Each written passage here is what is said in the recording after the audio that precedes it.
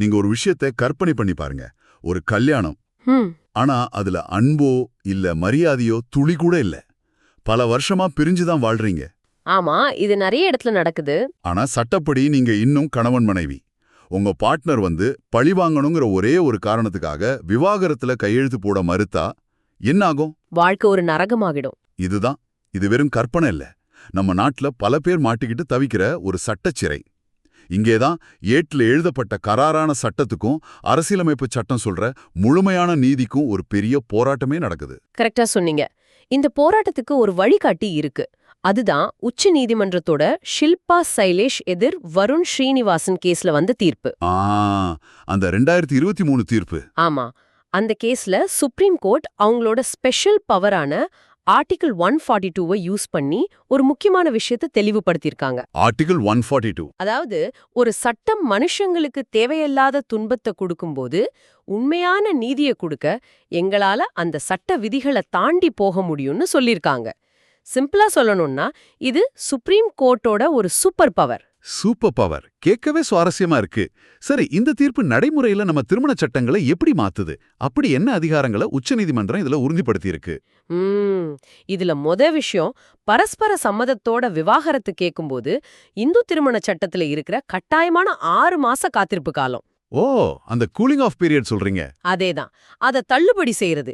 ஏன்னா சமாதானத்துக்கே வழி இல்லாத ஒரு உறவுல இந்த 6 மாச காத்திருப்புங்கிறது அவங்களோட வேதனைய இன்னும் அதிகமாக்குமே தவிர வேற எந்த நல்லதையும் செய்யாதுன்னு கோர்ட் புரிஞ்சுக்கிட்டாங்க. ஓகே, இது ரொம்ப நியாயமா தான் இருக்கு. 2 பேரும் பிரியணும்னு முடிவு பண்ணிட்டா அவங்கள தேவையில்லாம காக்க வைக்க வேண்டான்னு கோர்ட் நினைக்குது. ஆனா ஒருத்தர் மட்டும் பழி வாங்கறதுக்காக விவாகரத்து தரமாட்டேன்னு சொன்னா என்ன பண்றது? அதுக்கு இந்த தீர்ப்புல வழி இருக்கா? இருக்கு. அதுதான் இந்த தீர்ப்போட மிக முக்கியமான 2வது பவர். சொல்லுங்க. அதாவது, சரி செய்ய முடியாத அளவுக்கு திருமணம் முறிஞ்சிடுச்சு, இர்ரிட்ரீவபிள் பிரேக்கப் ஆஃப் மேரேஜ் அப்படிங்கிற அடிப்படையில விவாகரத்து கொடுக்கறது. அப்படியா? இதுல என்ன ஆச்சரியம்னா, இந்த காரணம் நம்ம சட்ட புத்தகத்துல இன்னும் எழுத்துப்பூர்வமா சேர்க்கப்படல.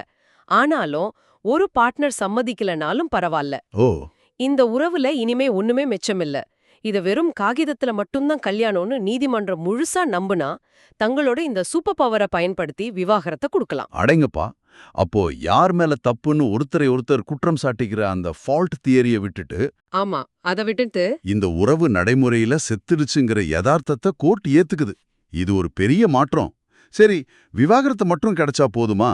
பல சமயம் கூடவே வரதட்சணை கேஸ், குடும்ப வன்முறை வழக்குன்னெல்லாம் இருக்குமே, அதெல்லாம் என்ன ஆகும்? அதுதான் 3வது பவர். விவாகரத்து கொடுக்கும்போதே அதோட சம்பந்தப்பட்ட வரதட்சணை கொடுமை, அதாவது செக்ஷன் 498 மாதிரியான கிரிமினல் வழக்குகளையும் ரத்து செஞ்சிடலாம். எல்லாத்தையும் சேர்த்து முடிச்சிடலாமா?